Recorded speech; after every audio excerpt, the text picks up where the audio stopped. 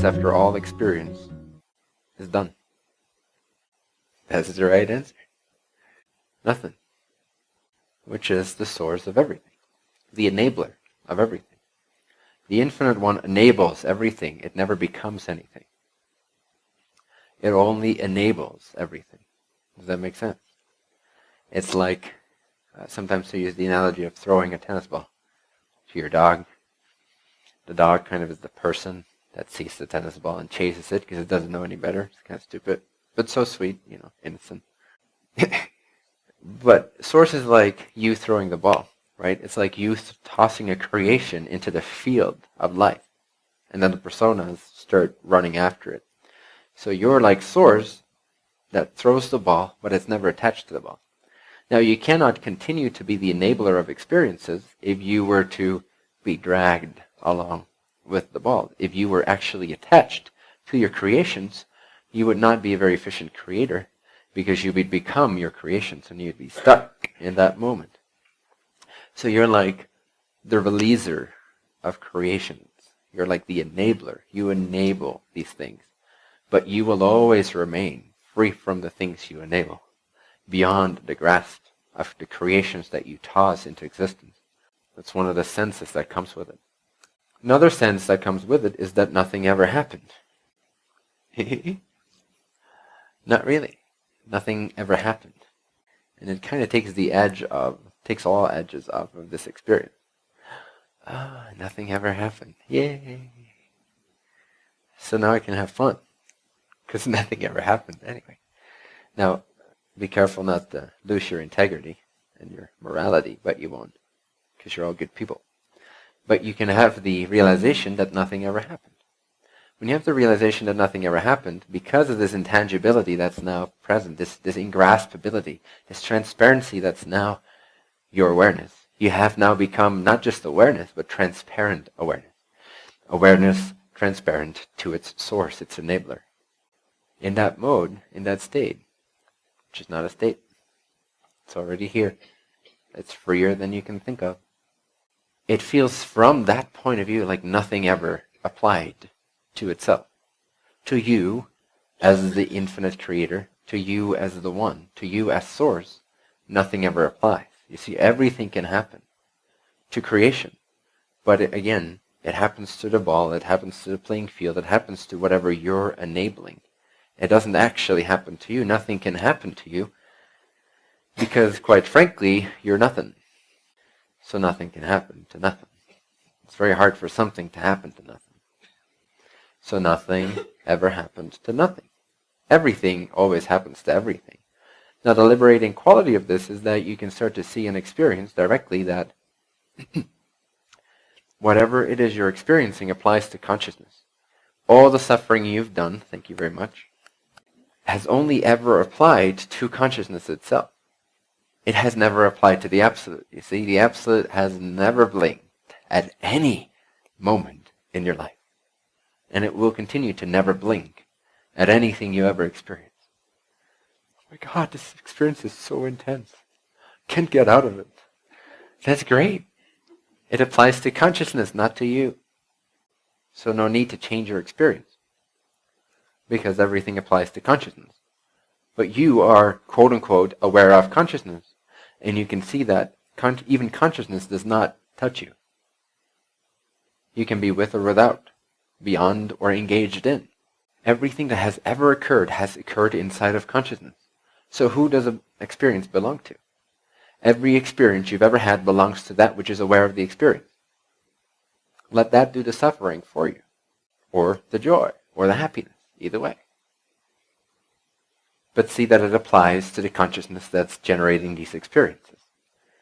It doesn't apply to you as the infinite. That's why it's peaceful beyond peace. Because peace is basically found in the energetic experience of the substratum of consciousness itself. The energy, the presence energy that makes up everything. Or the sense simply of spacious awareness. That's where we find a sense of peace. But as soon as we lose the recognition, or we're not yet fully convinced that that's always already here, we lose the sense of peace. But then it's back again. Oh, and it feels so good. But not really, because we're holding on to it. We're identified with peace. Now what if even peace would not apply to you. Now there is peace. The peace of not even having to be peaceful or not doesn't really matter because it doesn't apply to you to begin with. Nothing ever happened to you. Everything always happens to consciousness. Nothing ever happens to you. Everything always happens to consciousness. Nothing ever happens to you.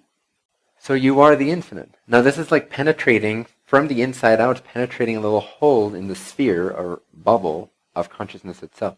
Consciousness assumes itself to be the absolute, to be something, to be everything. And in a way it is, because everything applies to consciousness. But beyond everythingness, there is something else that's way faster, way more ingraspable. Beyond everythingness, there is, again, neither perception nor non-perception. So I'm not saying that's non-perception. I'm saying it's neither perception nor non-perception. This is kind of fun. Some people are like, yeah, that's cool. I'm like, what the fuck? It's all fine. It's a little technical, the way I'm talking about it. Just use the methods to make it experiential, even though it's non-experience, in a way. What the fuck? Just do the methods, do the exercises, and see what happens.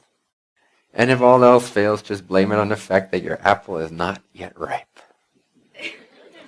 And enjoy the ripening presence and just be still. Be quiet. I know that I am. Until the I am is resolved and emptied out and made transparent to its source. The ingraspable. The infinite. But this is a way freer way of recognizing or knowing yourself because it doesn't go by any laws. It doesn't go by any rules. It doesn't have to be present. It doesn't have to be aware. Doesn't mean that awareness will not be there, available. It will always be available. In fact, it's always going on, whether or not you're engaged with it, whether or not you're associated with it. It is still there. But it becomes so on the edge of your horizon that to you it feels optional. It no longer feels like you have to be associated with everything that happens inside of your awareness. Cool. That's teaching number 2. Congratulations. Teaching number 3. So teaching number 1 I call enlightenment. Teaching number 2 I call infinity. Teaching number 3, and again this is sort of in the order in which I started to embody these things. And I think the order is somewhat relevant for most people, so I'll keep it in that order. The third teaching is that of empowerment. Now some people just start with empowerment, and that can work. It wasn't my path because I was seeking for enlightenment. I was seeking for absolute answers. Some people just want to feel better, which is great. In a sense, that's what I wanted too. But I had more curiosity. I wanted the knowledge. I wanted the awareness. I wanted the understanding. I wanted to penetrate those secrets. I didn't just want to feel good. Yay, this teaching of this dude works, so I'll just continue to work with that teaching. No, I wanted to penetrate all these secrets, these layers, so that I can place every single little thing in its proper place and feel like I'm being thorough. Now, why did I want that? I wanted that because I came here to be teacher. Very simple. So I had this innate drive to penetrate these secrets so that I can share them with other people. So you don't have to necessarily do the same. You don't have to be a yogi about it. In fact, for most people, it's not that healthy or relevant. I see a lot of people trying to sort of do what I did, trying to be the yogi, trying to be the I don't know how to say it, student, scholar of all of this mysticism. And quite frankly, often it's just a form of vanity or idle curiosity, and not really something that's innately relevant to their blueprint for this life. And you see, everything that you'll realize is already realized anyway, so you don't have to worry about it too much in this life. This whole story about you have to realize it, otherwise bad things will happen for the next 1,000 lifetimes, is not necessarily true. Wait, so what are you saying? Is it true? Is it not true? Not necessarily. It can be, but not necessarily. I don't want to take away all the mystery, except for myself. What's more relevant for most people is to gain some level of clarity and understanding of penetrating, and my understanding is still ever growing. It's just, that of a toddler on the cosmic scale of realizations. But for a human being, it's pretty good. So, but it's not that relevant for everyone to know all these details specifically. So don't bother yourself with them too much, because if it doesn't feel natural, if it doesn't feel relevant for you to have that yogic style about it, it might simply not be relevant for you, and you might be working against your own stream. Your stream might simply want to express something in its life. Maybe it wants to write a few books and meet all these people and enlighten their world simply by being a bright spark of creation. So honor your natural blueprint, honor what feels like it's part of your resonance. There's a lot of people that are convinced by spiritual teachings and teachers that they have to study a particular path because that's the way to enlightenment, that's the truth. No, I've seen many people mess themselves up severely, energetically speaking, out of that idea of the teacher knows what he knows, and my path is to follow the path of the teacher, or to say what he or she says I should realize. But you should always check in with yourself and follow your own resonance. That's what I did. It just so happens to look the way it looks for me. It doesn't mean it should look that way for you at all. So if I were to go against my resonance, which I tried in various ways for years, but I could never do it for very long in each of these disciplines, then I would simply make myself sick. I would simply make myself not enjoy my experience here. I would simply make myself a martyr of some kind. And my knowledge at that point would be dead. It would be repetition. It would be read from a book. It would not be alive. It would not be infused with relevance. It would not be infused with the freshness. So be fresh. Be you. Follow your resonance. You don't need to know everything I know. You don't need to know everything the Course of Miracles is saying. You don't need to know everything the Bible is saying. You don't need to know everything that the Yoga Sutras of Patanjali are saying.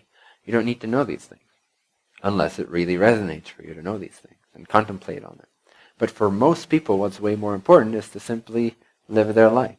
It's to simply enjoy their life. No, not necessarily in total ignorance and non-investigation, but to not make too big of a deal out of that wholesale realization thing, but to simply take it naturally. Take it moment by moment as resonance, as intuition draws you in. You see, the quickest, most efficient way to actually draw yourself into all the realizations you can ever have and desire and that are truly relevant for your beingness, your soul at this time, the quickest, most efficient, most natural, healthiest, joyful way to do that is actually to follow the breadcrumb trail of your joy, of your resonance, of your excitement. Because you see, it is your higher self, which already knows all these things that you're catching up with and then claiming as your own realizations.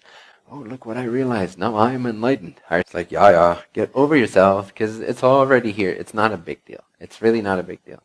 All the self-realization stuff is easier than you think. In fact, the easier you allow it to be, the easier you'll experience it to be, and the quicker you'll actually get to a sense of conviction.